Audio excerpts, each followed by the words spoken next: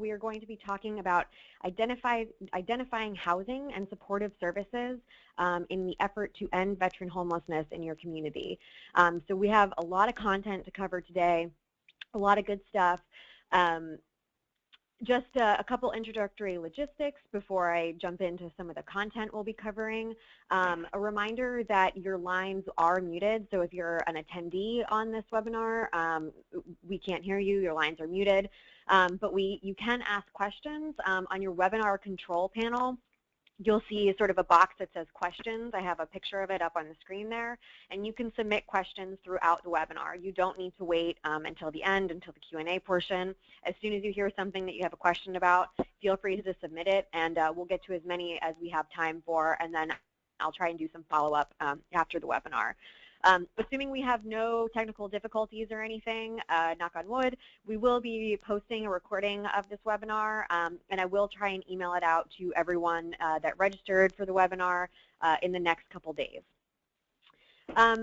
So today's agenda, we are doing the introduction right now. I'm going to quickly go over the 5 steps to end veteran homelessness that the Alliance put together, and we'll be covering 2 of those steps today, and I'll get to that in a second.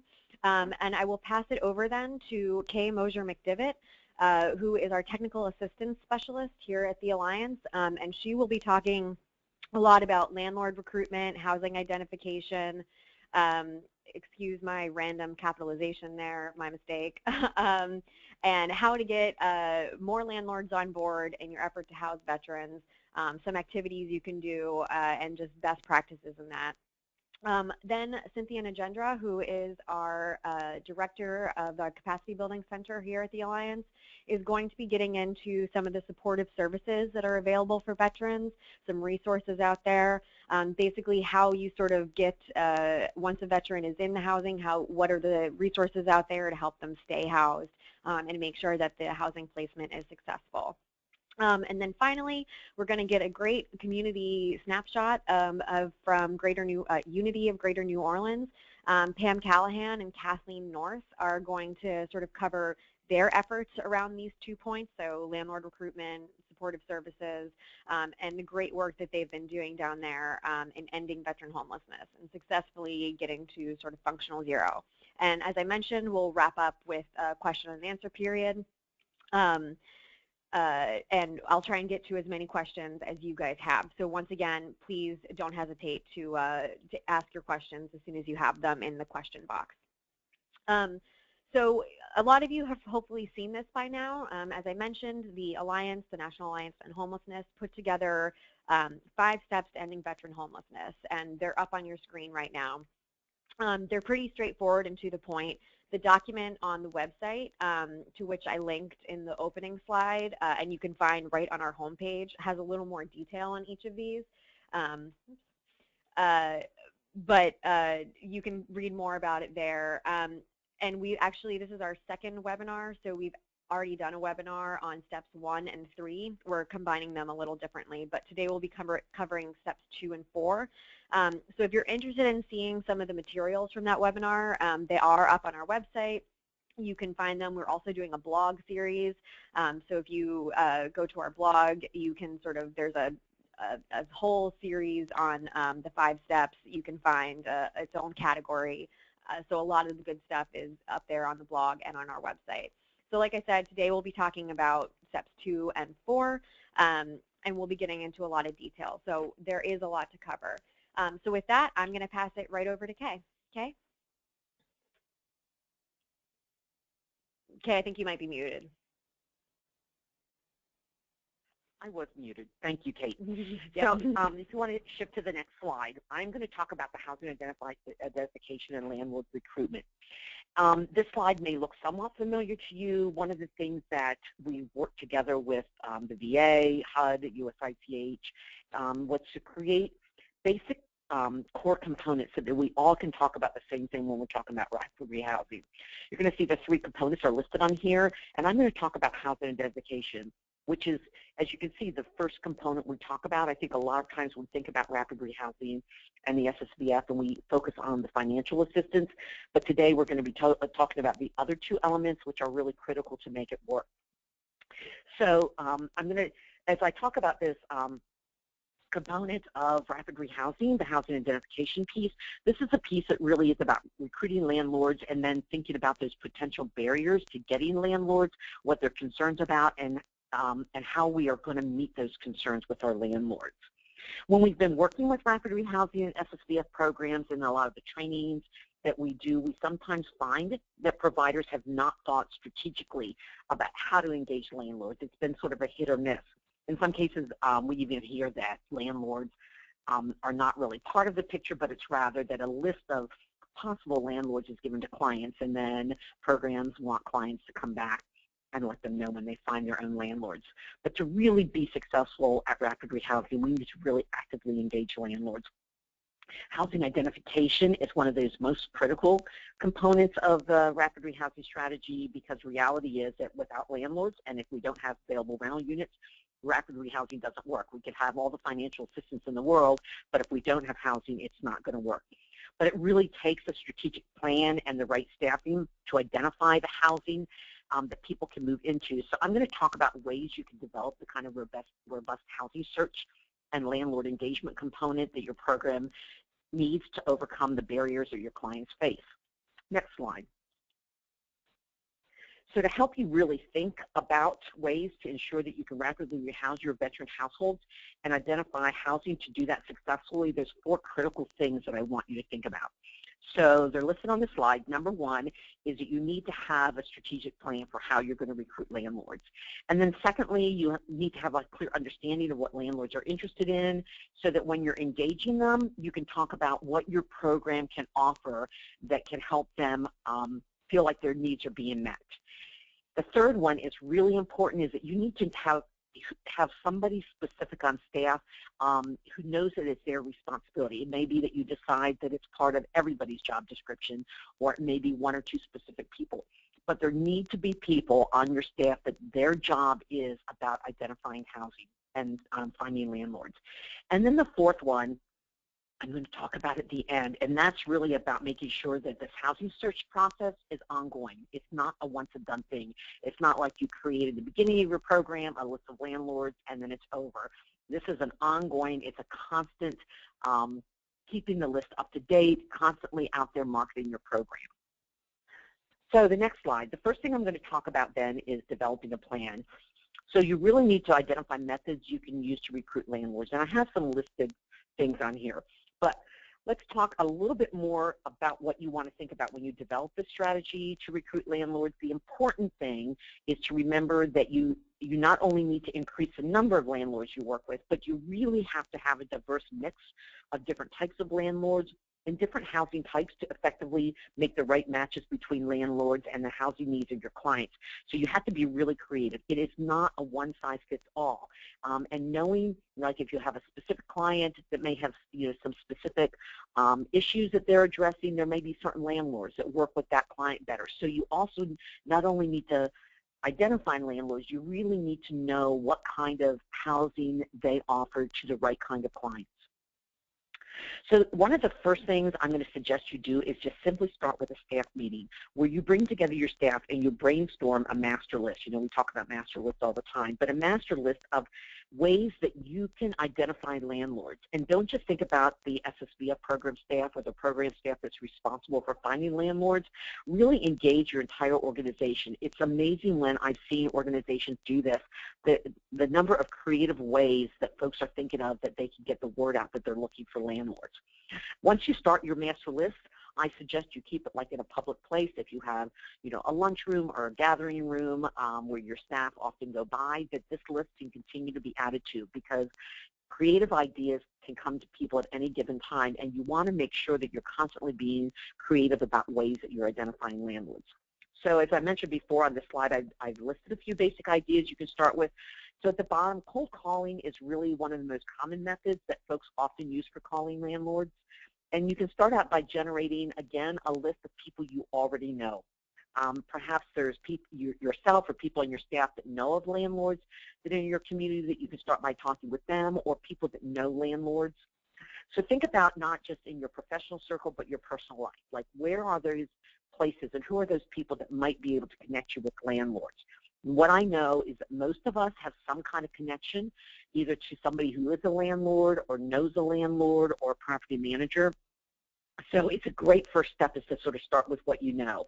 And then as you do that and want to add to your list, believe it or not, local papers are still used in identifying for landlords to advertise in. I know that we sort of think that the newspapers have gone by the wayside, but what I'm finding is when I visit different communities, there's a lot of these local community papers, not necessarily the main paper published, but sort of these local, in my community, there's one called the Penny Saver that just goes to a certain part of our community.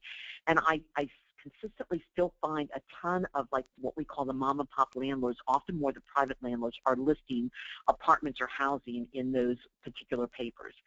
But including that, then, even for rent signs, people are still just putting out for rent signs. I think sometimes when we start looking at the cold calls, we go to the basic properties, those apartment developments that are in our community and property managers that may have a lot of units thinking that's the way to go.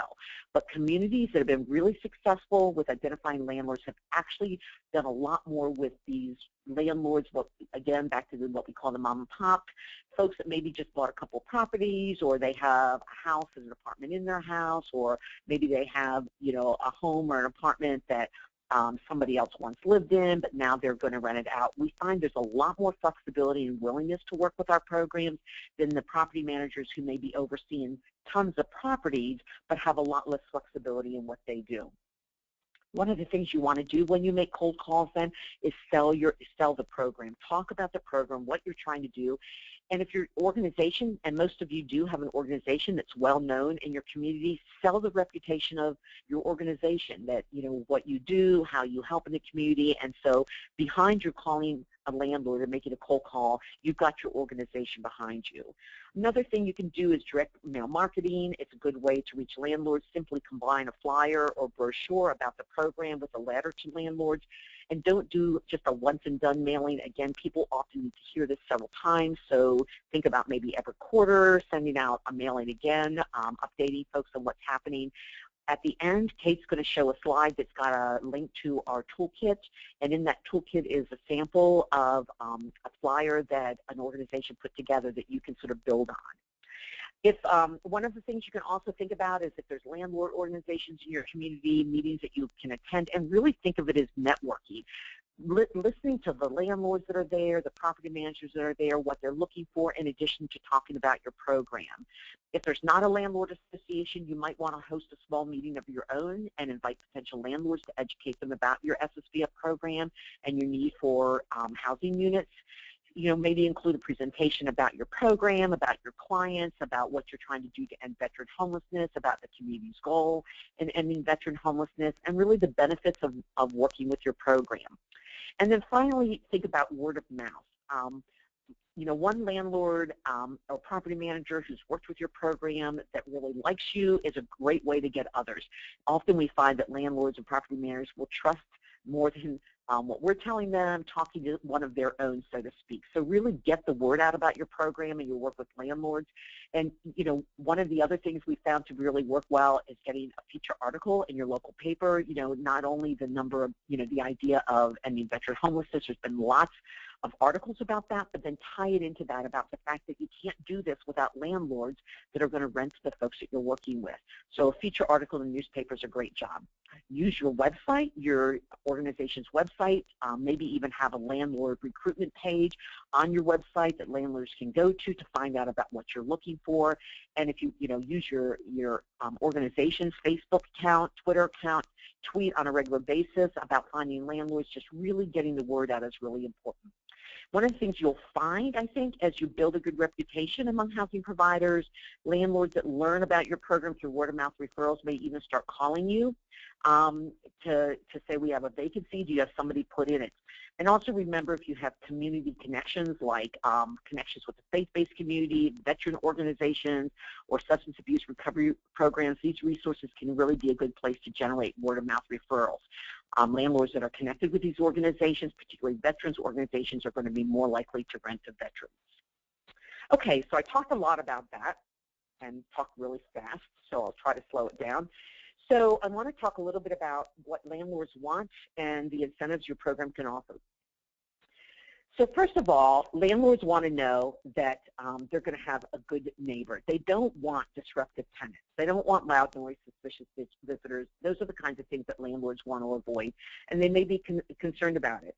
So being a good neighbor is one of those critical tenant skills. So one of the benefits to your program is that follow-up, the follow-up case management that you're doing, the fact that the landlord has someone to call, so that if there are problems with a particular client, that the landlord can actually call the case manager, can talk with them about being able to go out and work with the client. And also, a lot of programs really work on tenancy skills and helping clients understand what it means to keep their housing and what it means to be a good tenant. So if that's one of the things you're doing in your program as part of your follow-up case management, make sure that you're letting the landlord know about that. Second, there we go. Landlords like stable renters. Advertising fees, vacancy expenses, all of that can really be avoided the longer a good tenant stays. So one of the incentives you can offer landlords is that your program can fill vacancies and really help the landlord reduce advertising expenses. I mean, you've got a whole pool of prospective tenants for a landlord. So even if one of your clients would go into the program, and get into the unit, and it wouldn't work out, the landlord doesn't have to turn that unit over again, advertise it, and find somebody else. And sometimes that can take 2 to 4 months to happen. You could fill that unit, that vacancy, immediately with someone else. So I think it's really selling those parts of your program. Using your program's capacity to fill those vacancies quickly, and also working with clients to help them understand what it means to become a long-term renter are really great marketing tools when you're recruiting landlords. One of the other things is also the fact that you have case managers. And a lot of programs actually do home-based case management and will do home visits, which is another great way to sell the program and let the landlords know that you're going to be, they're helping to make sure that the tenant understands what they need to do to pay their rent on time.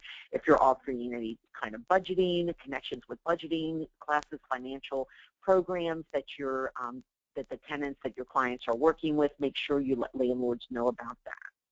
The third thing that's really important to landlords, and this is not in order of importance, by the way, because when I say to people, what's the most important thing for landlords, this is the one that comes up first. It just tends to be where it goes in the circle.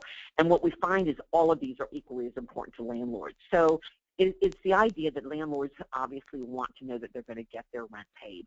Landlords have often very low profit margins, so a late rental payment can really cause severe financial problems for a landlord.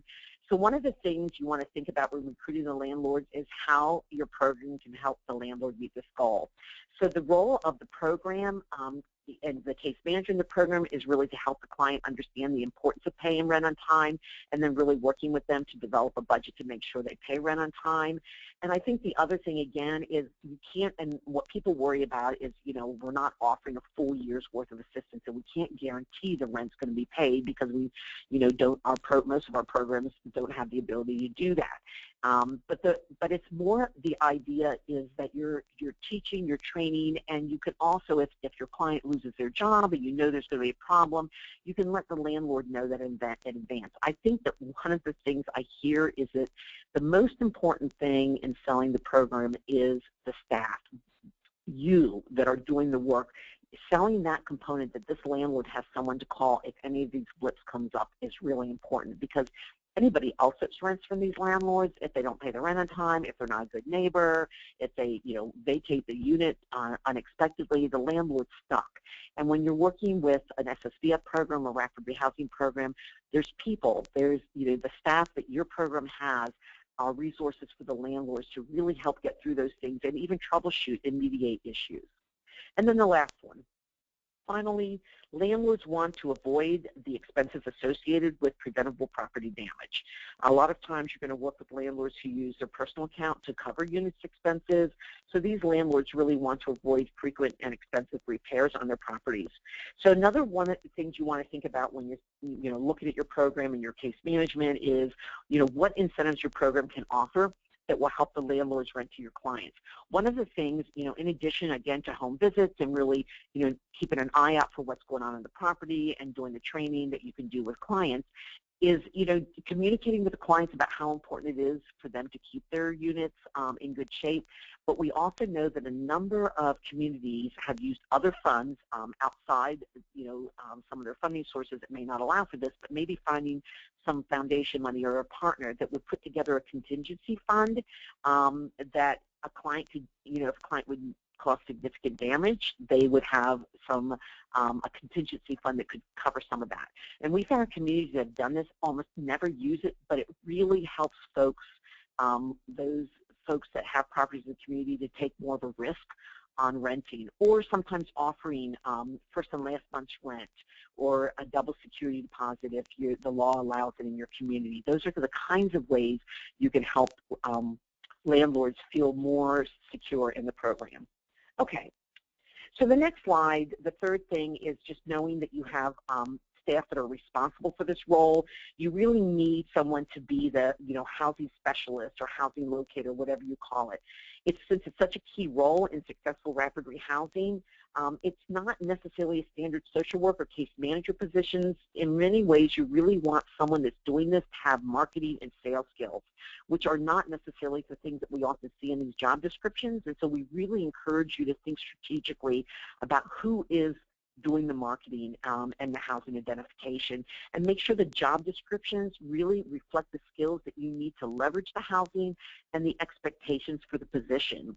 And so some of the key qualifications you want to consider for the housing locator are things like I said, being a good salesman and a mediator, having a really good understanding of landlord tenancy issues and law, some background in housing, being really personable and really flexible is important, and having really good people skills. We really encourage you to consider somebody that has a rental background, a property management background, can be excellent in doing this job. So in essence, this role really needs to understand those four needs of the landlords that I just covered in the last slide, and then be able to connect the right landlord to the right type of needs that a client has to make it a successful relationship. Next slide.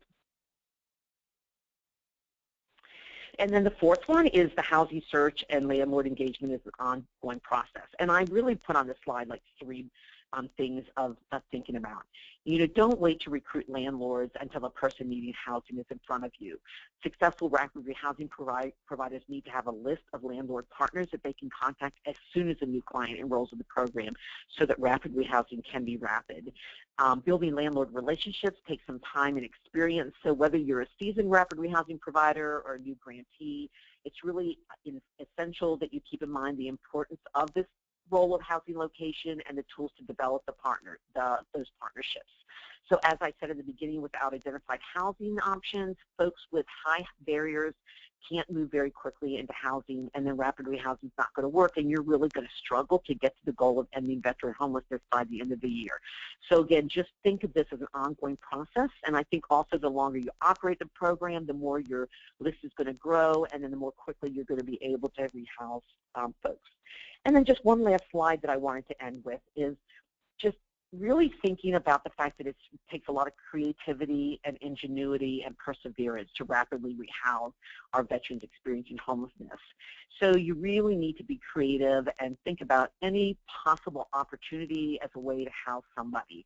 Rapid rehousing resources should focus on helping those that have the greatest barriers to housing, and then working with the landlords and identifying those creative housing options and solutions that are going to meet the needs of that particular veteran. So the role of your program, again, is to just think about any potential opportunity, including living with other people or finding shared housing and being willing to advocate and negotiate with landlords on behalf of your clientele, and then providing incentives to your landlords that are going to increase their willingness to work with the program. So and I know that a lot of your veterans may have some high housing barriers, so you may need to offer, a little bit more intensive case management, or maybe more frequent home visits as a way to contact the program if a problem arises, and just be ready to mediate issues. And I think when Cynthia talks next about the role of the case manager, again, this is so connected. These two roles are just really connected. So finally, I just want to say that housing identification is not about a one-size-fits-all model, so creativity is key to a successful program. And I mentioned before, and I want to say again, that there's going to be some resources around the housing identification that you can use.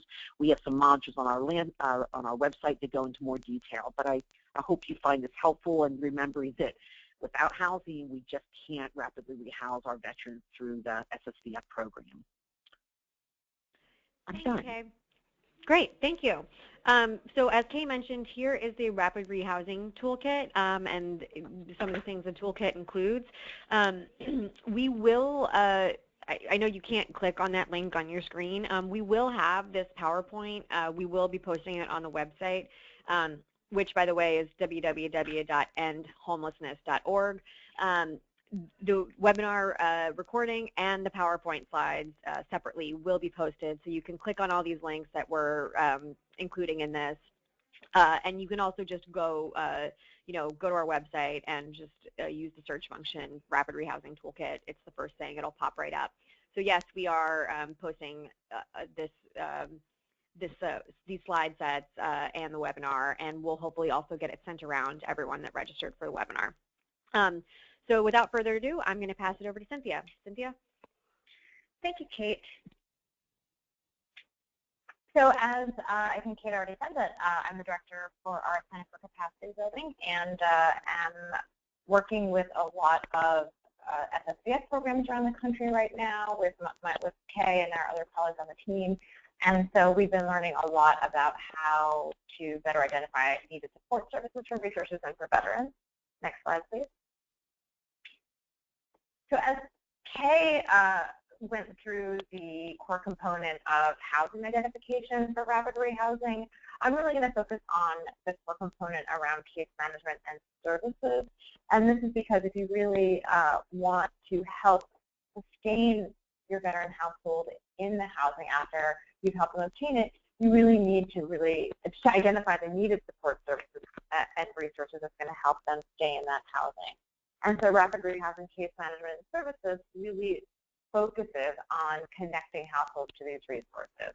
So while you're also helping households find permanent housing, negotiating leases, and resolving issues that impede access to housing, once someone is in housing, you really want to be available to help them resolve crises, and importantly, connect these households to resources to help them achieve their goals, stay in that housing, and realize that the case manager in rapid rehousing programs often can't do all of this by themselves. So connecting the veterans to resources that exist in your community or resources that exist in the veteran's life is really critical to helping that veteran household be successful.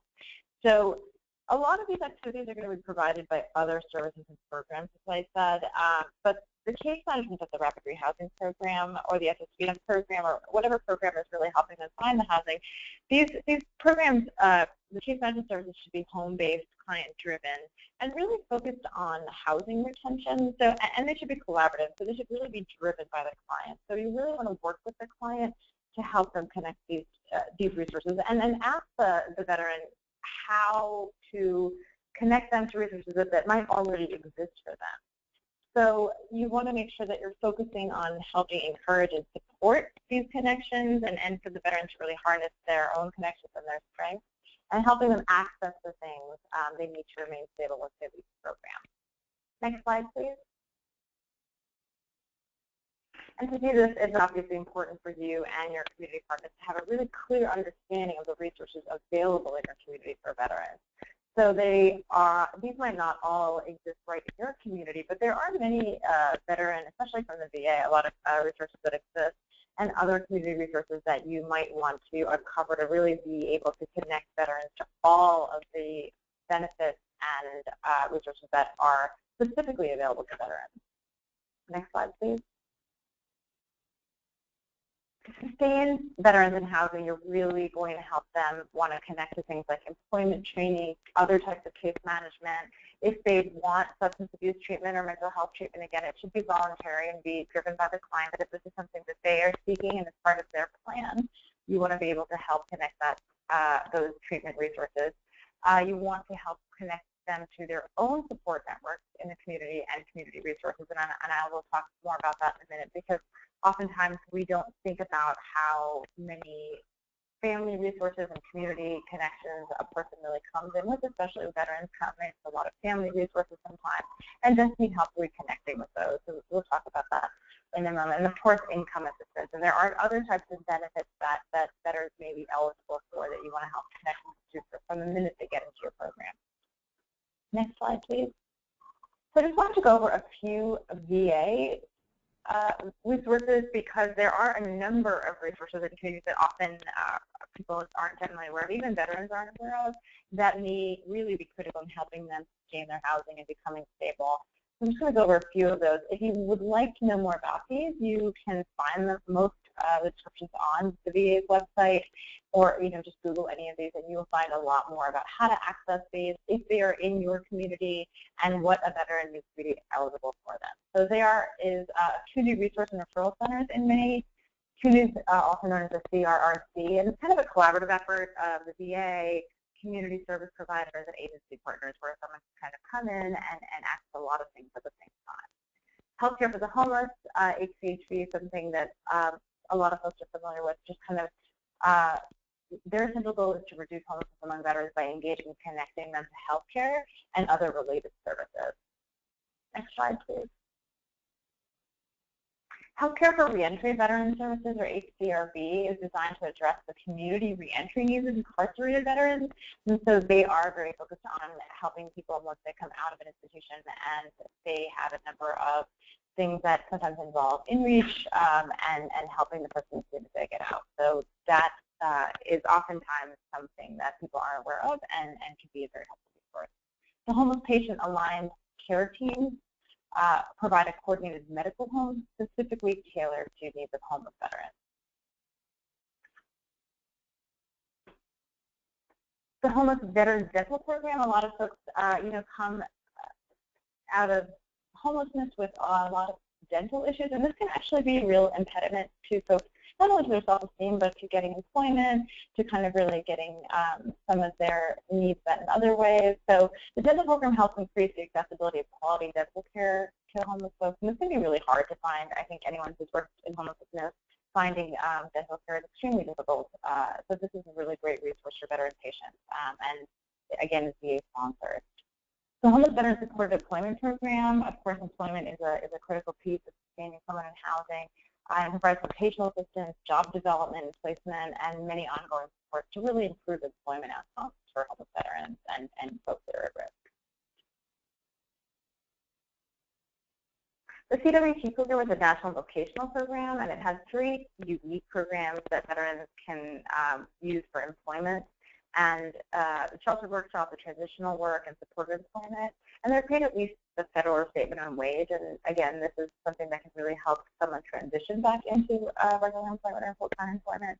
The Vocational Rehabilitation Employment Program is to better service-connected disabilities to prepare for and find and keep suitable jobs. So those are just some of the VA resources, and I encourage you to see which ones are in your community. There is a lot of, if you just go right to the VA's website, especially, and focus on the resources for homeless veterans, there are a number of resources that you can see if they are connected in your community. One thing that you really want to help veterans do after they find housing is really understand what they need around tenancy support. One thing that will help keep them in housing, and this can be something that you as case manager in your own program can do to make sure that they are understanding all the rights and responsibilities of being a leaseholder. But there are other programs in your community that may be also helpful in doing this. So you want to make sure that the veteran understands tenant responsibilities, living arrangements, is familiar with their neighborhood. Sometimes moving to a new neighborhood where you have and that can happen for many reasons, because maybe you had to move them to a place where there was lower rent, and it means moving them away from the place that they are familiar with, which means you really want to help them connect to that neighborhood. That can be things like figuring out where their grocery store is, where they're going to be getting their pharmaceutical needs, if there's other people in in that community that they can reach out to, because now your program might be far away. So neighborhood familiarity is really important. And another way to kind of think of a resource of connection for that veteran in that household. Of course, you want to think through what benefit employment income might be available, and things like even healthy relationship boundaries for some veterans, especially if they're moving back in with their families or they're kind of changing relationships. That's something to also seek resources for that veteran that might be helpful in keeping them safe and stable.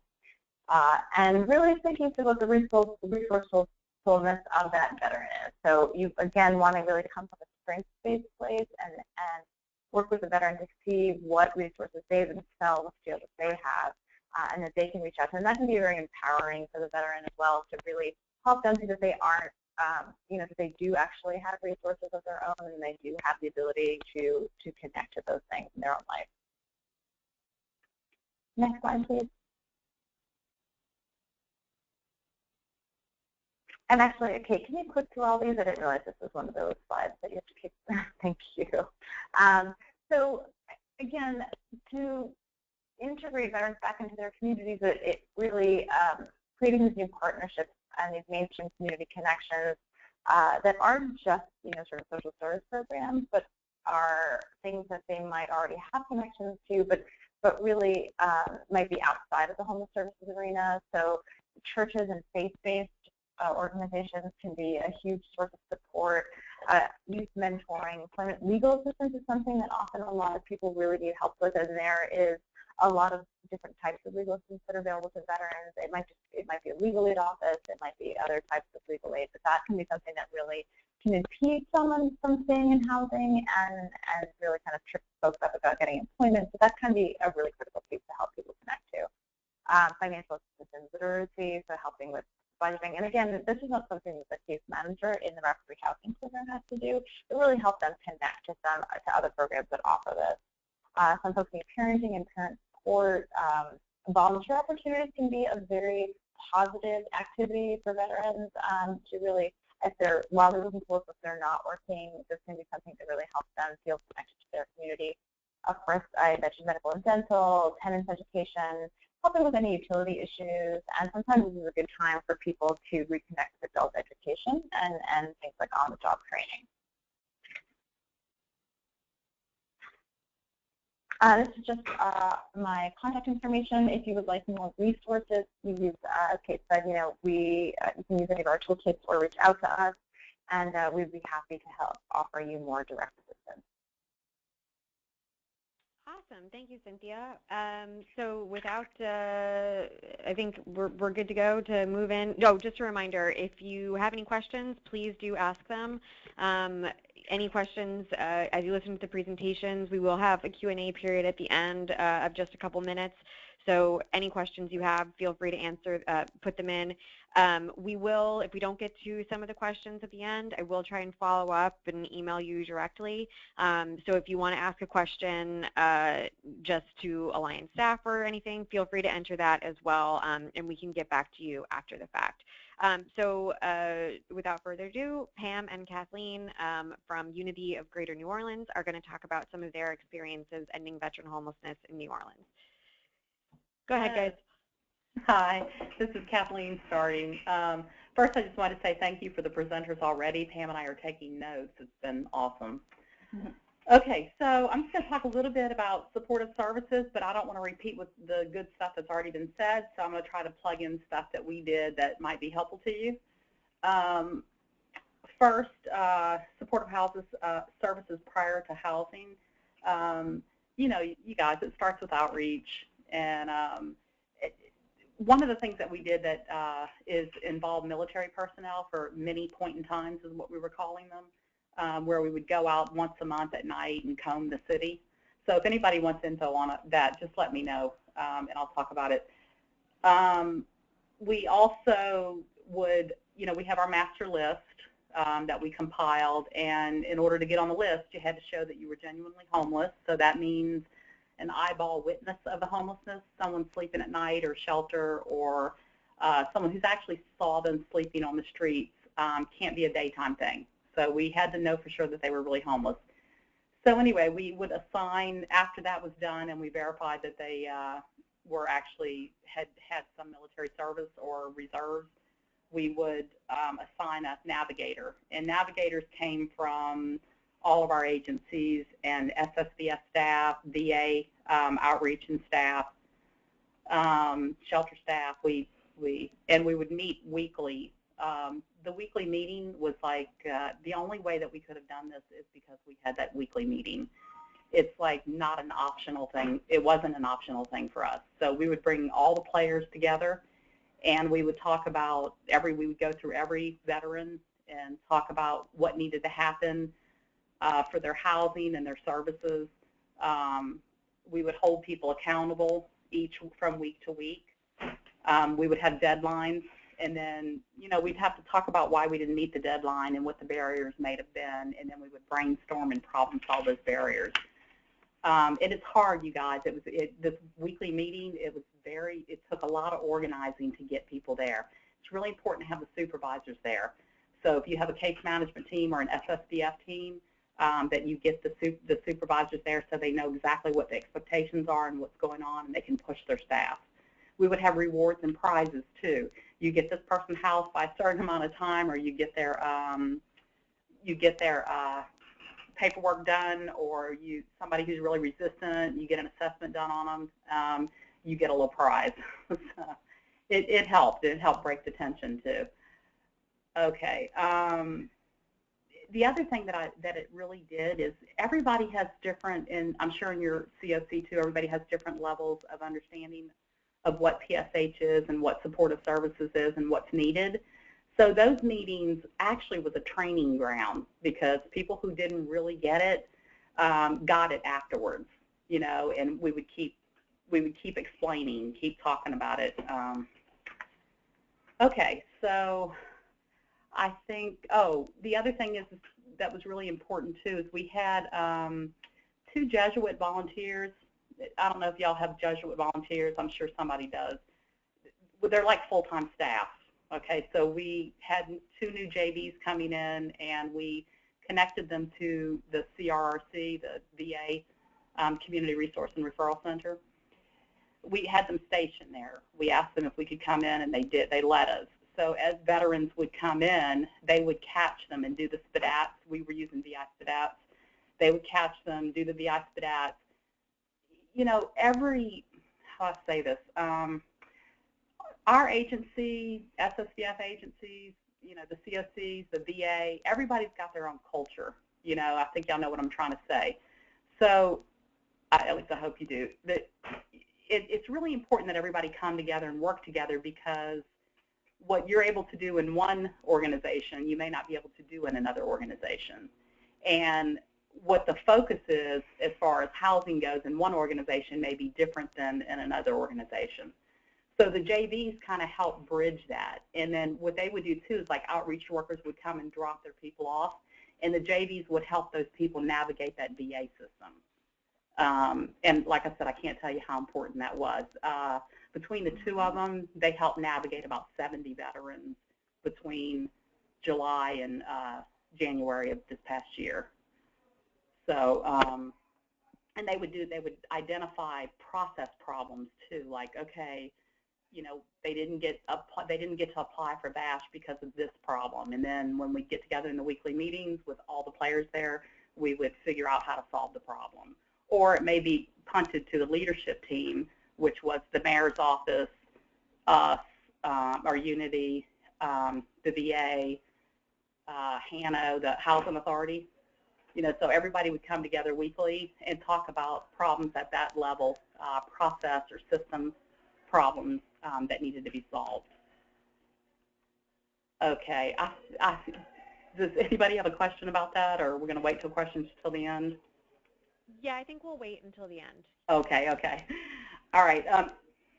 Okay, so the other thing is to identify, we had to figure out who was going to do the assessments for disability quickly.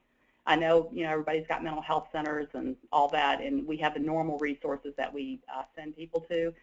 But, you know, somebody who's really resistant on the streets, you might have to go and sit up under the bridge and do it right. Or you just can't get them in for an appointment quick enough. So we have a couple of LCSWs that were really cranking out those assessments. And then, of course, it helped the VI data and the assessments helped with, who needed PSH and what kind of services were needed. Okay, all right, so housing and supportive services. We collected, we would build a list of all the resources that were available. The VA committed to using 100% of the VASH vouchers for the campaign. So this is the clincher here, the key here, is, the VA and the COC probably has different definitions of homelessness. And so when we created our list, we were focusing on literally homeless. So streets, shelters, abandoned buildings, cars, and the verification standards were, like I said, you have to actually see it. An outreach worker has to see it. It could be a business owner who wakes them up in the morning outside the back of their business. It could be that person, or an EMS person who carts them to the ER in the middle of the night. It just has to be somebody who had eyeballs on them. The VA's standard of homeless documentation is different because their definition of homelessness is different. So when we asked them to commit to our list, we were asking them to do something outside of their normal system. So I just wanted to point that out to you, and it made all the difference. Otherwise, we would have never gotten to 0 because we would have been housing all the at-risk folks as well. We would have had to do that as well. Okay, so not everybody qualified for VASH, and in fact, there were very few VASH vouchers at this time that were available.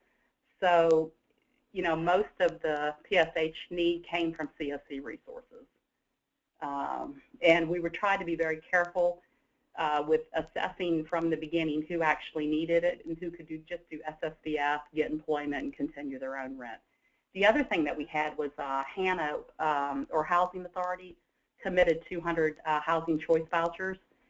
So we were able to, because it didn't come with services, we were able to look at the COC PSH programs and see who in the program no longer needed services and could graduate, and then we could open up those beds for veterans. Okay, we can move on, I think, to the next slide. This is more about what I was just talking about with the resources, but just to tell you, it's really important to look at all of your resources and to have bridge money. So we used SSVF as bridge, and we also created our own rapid rehousing program for veterans out of some COC resources that we had.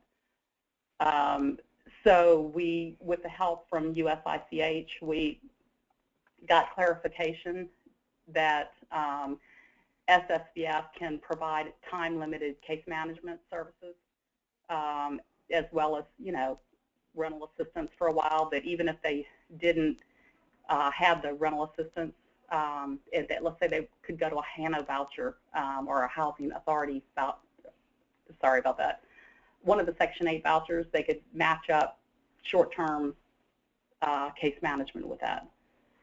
We didn't wind up doing that, but it's something that could happen. So I guess my point is that you just have to look and see what's possible and maybe push it a little bit sometimes. The other thing that we found out is that you could go from PSH to VASH. So let's say, the VASH vouchers are coming, but they're not there already this year. You could go ahead and get them into COC PSH and then move them to VASH. Okay. All right. I think that's about all I have. Pam's got. That's it? Yeah, that's it for me. Next slide. Hi, everybody. It's so great to be on this webinar. Great stuff on here so far. I want to talk about what we did specifically for the Veterans Initiative to recruit landlords. I also want to talk about, what I've been doing for a number of years, what's worked in maintaining landlord relationships. So, Kay, you had all the great points. You're a kindred spirit. It sounds like we're doing a lot of the same stuff. First of all, I want to tell you about the mayor sent out a letter. It put out a call to landlords through, I think, the Housing Authority landlords, and maybe some from a grant they have in-house, a PSH program, asking them to come to a meeting at the Housing Authority. That's how the Housing Authority helped us recruit landlords. I was there. The city spoke for 10 minutes or so, asking them to sign up if they're interested in housing veterans. So the people that signed up, those landlords were sent to me, and I actually asked the city if they could do those particular inspections because I was doing so many myself. And they agreed to do that, which was very helpful. And so that was probably about 30 units, which was great from coming from one meeting.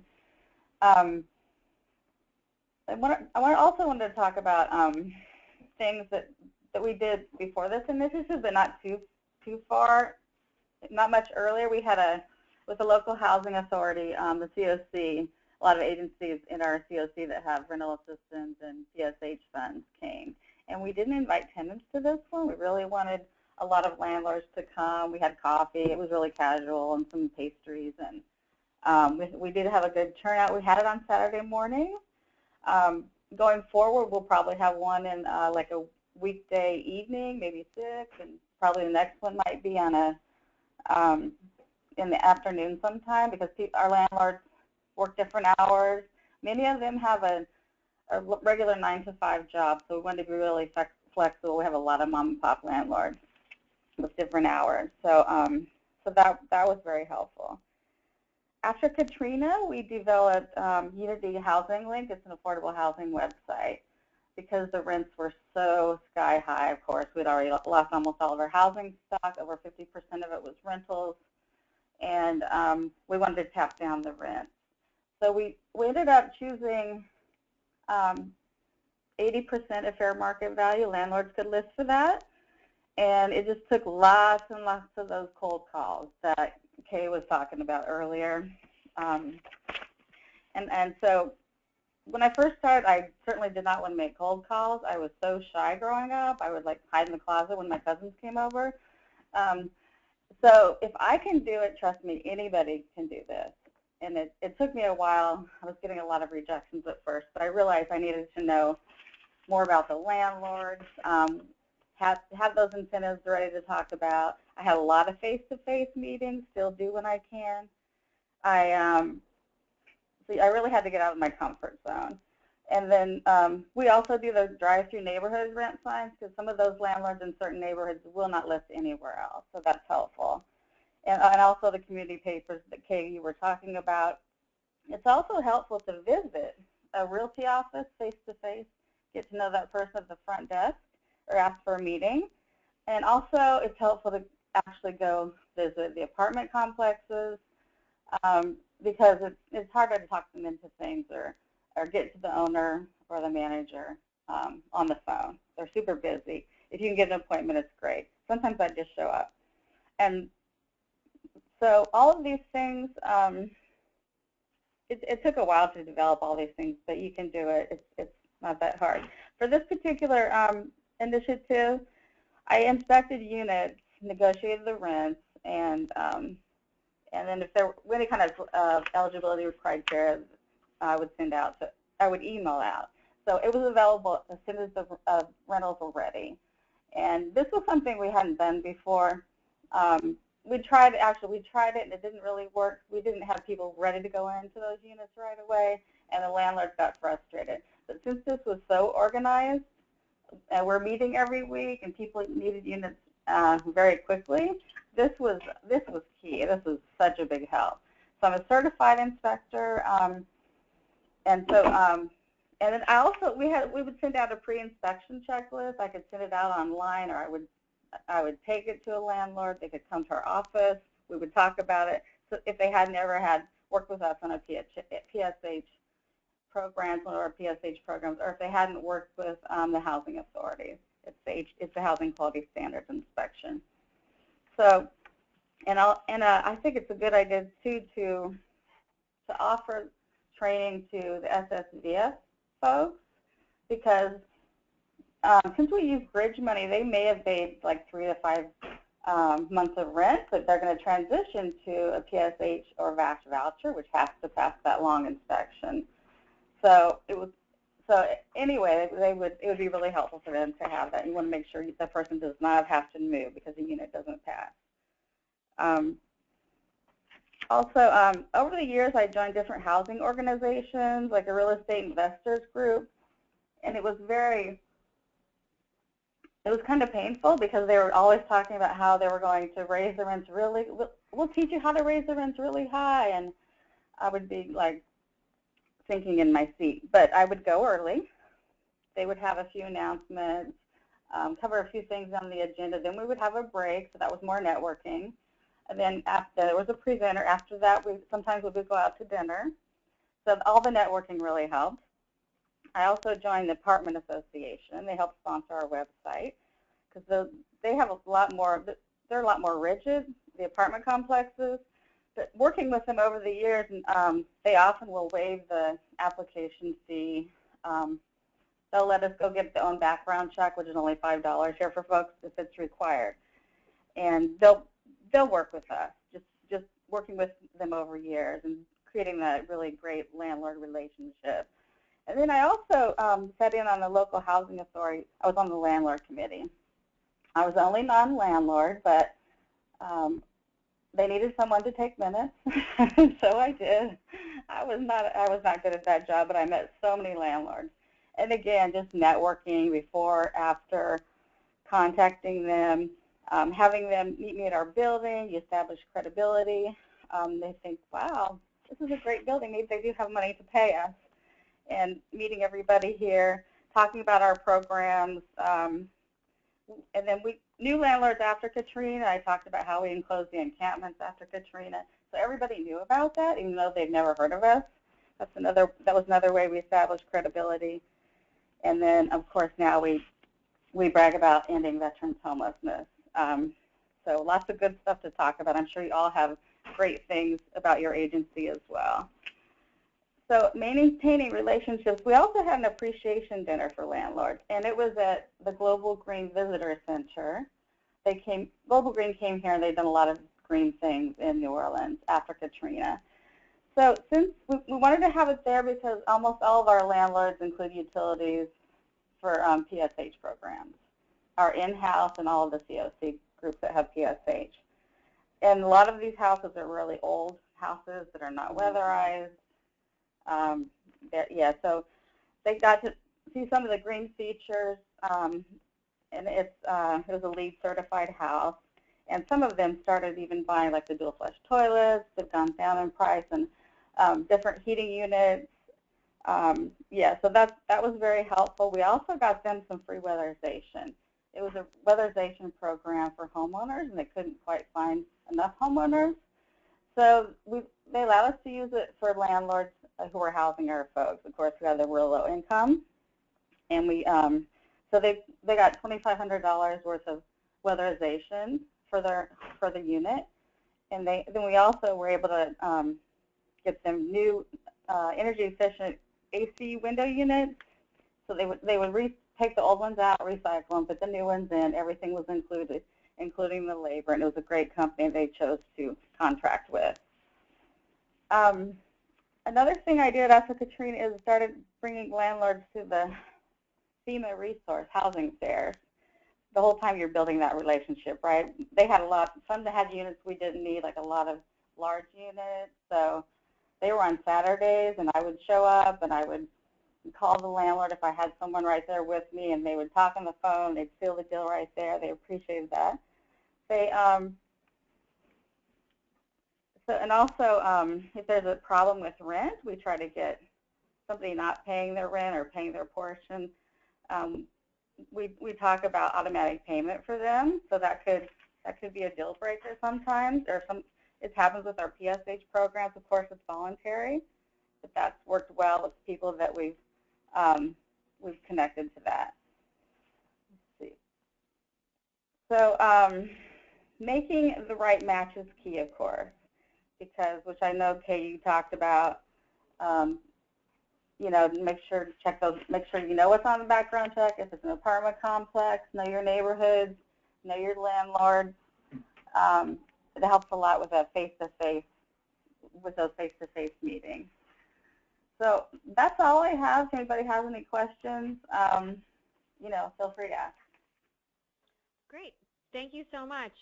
So actually, in the interest of time, I'm going to sort of nix the Q&A portion. If you did ask a question, we'll make sure to follow up with you. And if something occurs to you, if you're sharing this webinar or looking at the slides again, feel free to email any one of us. I'm going to volunteer Pam and Kathleen's email addresses up there. Sure. I'm sure they'd be happy to answer any questions, but everyone here at the Alliance is more than happy to help. This is what we're here for. This is what we do. I did also want to mention we got up to the date, up to the minute, new information from VA as they listen to this webinar about another resource for you guys in your communities. And if you're on VA's mailing list, you got this. If you're not on VA's mailing list, I strongly suggest that you get on it. There's a lot of breaking news, press releases, updates. Some of it, covers a broad range of veteran stuff. More often than not, though, it is homeless veteran specific, which is fantastic. So definitely sign up for their news alerts and everything to get those in your inbox.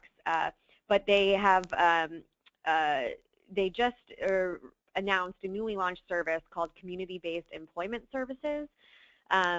So it's basically for veterans that are exiting homelessness, on the brink of homelessness, those that are job ready. It's a new program called Homeless Veteran Community Employment Services that relies on community employment coordinators, probably within the local VA medical centers. And those guys, the community employment coordinators, sort of know the employment scene in their community and can help connect the veterans. So that's just a new resource that is in your community at your VA medical center to help get veterans jobs. So we'll include that when we update the PowerPoint slides to send that around. So you will have that, and you will have that new information. So with that, sorry for going a bit over. I hope you guys all found this useful. Please, again, don't hesitate to reach out if you have any questions, concerns, comments, whatever. We'd love to hear them. We'd love feedback. And thank you again, and thank you to our presenters, Kay, Cynthia, Pam, and Kathleen. Really appreciated it. Lots of awesome information, and I'm sure people loved it. So thanks again. Have a great rest of your week, everyone. Thank you. Bye now.